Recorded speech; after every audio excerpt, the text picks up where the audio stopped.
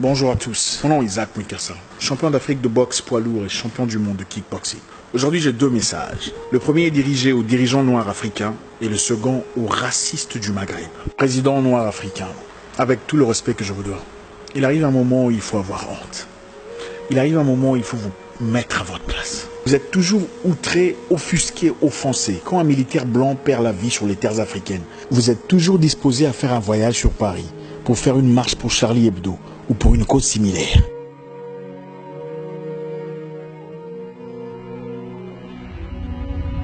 Où êtes-vous quand vos enfants sont opprimés? Où êtes-vous quand votre peuple, les Noirs, sont victimes d'un système arbitraire au Maroc, en Libye, en Algérie? Nous savons que beaucoup sont là pour leurs intérêts personnels, bien que souvent on fait semblant de ne pas savoir. Mais quelquefois, il faut avoir honte. Non, aidez-moi à comprendre. Quel genre de père permettrait au voisin de taper sur son enfant répétitivement sans qu'il ne réagisse? Je ne comprends pas. Il y a une théorie occidentale selon laquelle les chefs coutumiers noirs étaient eux-mêmes marchands d'esclaves, vendeurs de leurs frères.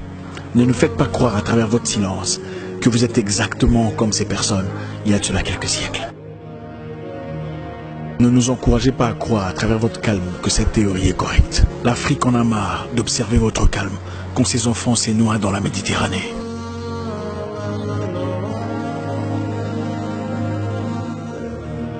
L'Afrique noire en a marre de votre silence face à son humiliation dans le Maghreb. Elle en a marre de votre tranquillité face à l'esclavage en Libye. Afrique, jusqu'à quand serons-nous le punching bag de tout le monde? Le sac de frappe de n'importe qui. Maintenant, je voudrais parler à mes amis racistes de l'Afrique du Nord. Je précise bien racistes. Si vous n'êtes pas raciste, vous ne vous sentez pas concerné. Le temps nous fait découvrir que l'Afrique du Nord est l'une des parties les plus racistes du monde vis-à-vis des Noirs. Aucun Noir vivant dans le Maghreb ne peut dire n'avoir été victime de racisme contre les Noirs. Mais c'est les mêmes Maghrébins qui se plaignent de racisme islamophobe en Europe, en France, en Belgique, en Allemagne. J'ai un ami à qui on a éclaté la tête à la machette au Maroc. Et un autre qui était arbitrairement descendu du taxi, seulement parce qu'il était noir, en Algérie. Les jeunes noirs sont asservis, tués comme de la bétail, vendus en esclaves en Libye par des Libyens.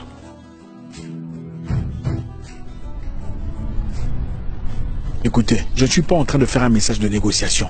À un moment, il faut arrêter. C'est vous qui avez fait tuer Kadhafi au profit de forces occultes. C'est vous qui avez sacrifié un pays en voie de prospérité au profit du Capernaum que vous avez aujourd'hui.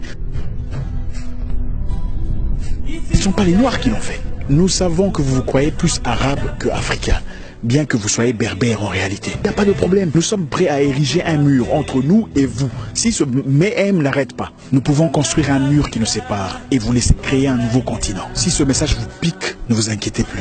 Vous êtes raciste et vous faites partie du problème. Écoutez, l'homme noir ne se tait pas parce qu'il est faible. L'homme noir se tait parce que c'est un peuple accueillant. Ce n'est pas un peuple belliqueux.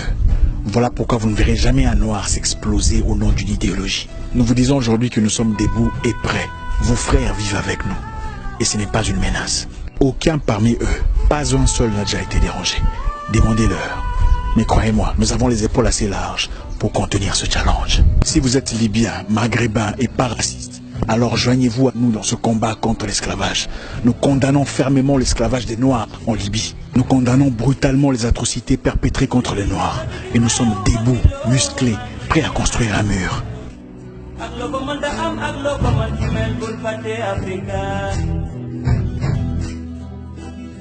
Ici ou ailleurs, la paix